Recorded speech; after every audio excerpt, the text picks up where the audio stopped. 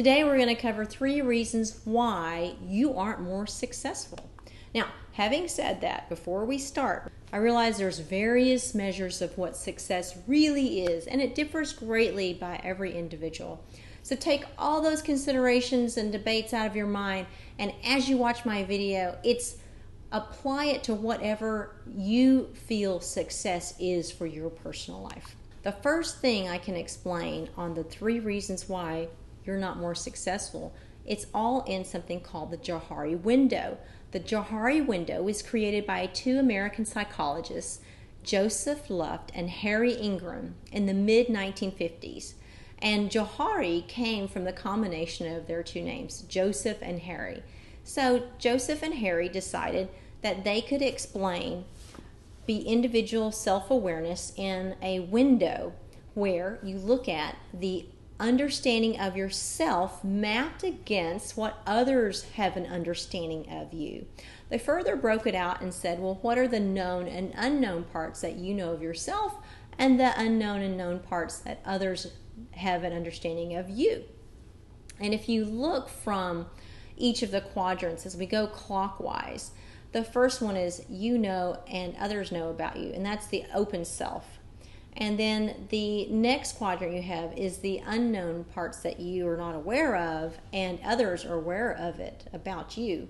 So that an example of it might be you're a great cook, you don't know it, and someone else comes to your dinner and says, wow, you could be the best chef ever, and that's something you were not aware of. So that's the first reason that we aren't more successful, because we often don't pay attention to those cues that people, our bosses, our friends, our colleagues tell us that we're good at. We just simply don't listen, right? So it is about being more open to hearing what others say that we're good at. And then as you move through the quadrants, I'm going to skip over into the hidden self. And in the hidden self quadrant, there are things that you know about yourselves and other people don't know about you. And you may choose not display those traits because you might not want to be vulnerable to people, or you just might not be comfortable with that. So you might not tell people at work that your ambition is to be a famous chef, right? And that becomes the hidden self. You're hiding certain parts about your life to others. Then as we move to the last quadrant, it's the unknown self. It's the things you don't know you're good at, and neither does anybody else. So if we look at the known quadrant, where you know things about you and others know, that's quite normal, and you're good at something, and you have a support system probably for that, and you're in a healthy relationship. And when all those things happen, the known or open self gets to expand further and further out in your Johari window, hopefully blinding out other parts of the window that you didn't know about yourself. This is clearly the expansion of the known self. But usually, now I'm going to focus on the diagonal opposite end of the open self and look at the unknown self. The unknown self is where you and others don't know your talents, your passions, because you've never had an opportunity to explore that or demonstrate that. And that continual lack of exploration goes on, and finding your talents and passions just remain undiscovered. What happens oftentimes is that there's an internal struggle of the things that you know about. It begins to erode the self. And if you'll remember in some of my videos prior, for example in the Toxic Boss, there is an erosion of the known self when you're in dysfunctional relationships or in circumstances. So you want to avoid those, obviously, but the impact that it has on the other parts of your quadrant, they get eclipsed, in fact, by the unknown self. And when that happens, that continual loss of self happens, you're finding your higher purpose in life gets further and further away from you.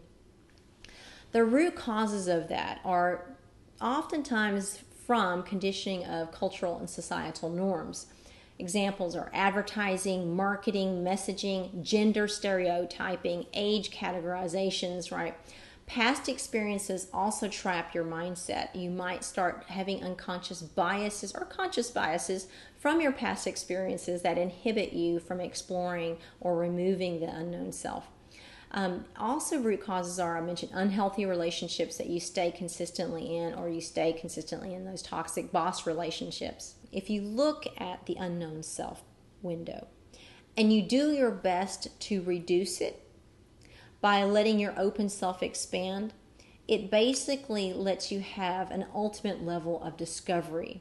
All facets of you are revealed, and hence success begins to happen in multiple parts and components of your life. You will also, when you reduce the unknown self, you'll find a higher purpose in your life. And the full picture of what your destiny is, you begin to have the ability to fulfill it. So if I'm looking at the Johari window and I say, what are the 3 things that keep you from being successful or being more successful? It's the blind self remains in place. You're always left with not knowing what you're good at. And people always are telling you, and you're not listening actively to hear what your talents are. The second thing is staying in the hidden self. And that's where you're not being really transparent. You might not be vulnerable with the things, displaying your talents to others.